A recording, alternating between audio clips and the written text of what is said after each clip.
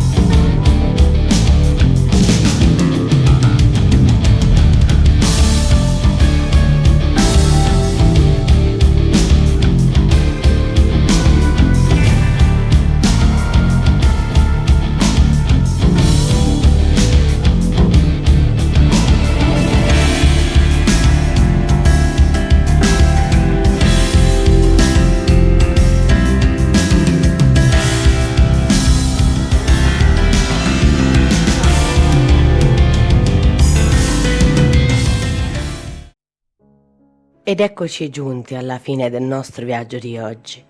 L'ultima cosa che voglio raccontarvi è com'è nata l'ispirazione per questo progetto creativo. L'idea di questo progetto nasce dal fatto che avevo l'esigenza di rinnovare lo studio creativo per questioni di spazio, progetto che insieme ad alcuni fratelli, Murmur Draconis, Willy e Chris, abbiamo già iniziato. Ovviamente, appena sarà terminato, vi mostrerò la realizzazione dello studio e lo studio terminato. Intanto ne approfitto per ringraziarli veramente di cuore per l'enorme aiuto. Comunque, proprio perché avevo questa esigenza, ho deciso di creare anche tutti i contenitori e gli espositori per tutti i miei materiali creativi e il primo che ho voluto realizzare è stato questo portatempere da parete. Per realizzarlo ho utilizzato questa tavola di legno che mi ha regalato mio fratello Murmur Draconis, che era uno scatto di lavorazione di un suo progetto creativo. E soprattutto tanta fantasia. Devo dire che adesso è molto più comodo e pratico utilizzare le tempere, perché ho tutti i colori davanti ai miei occhi, ma soprattutto a portata di mano, e non buttati in una cesta come lo erano all'inizio.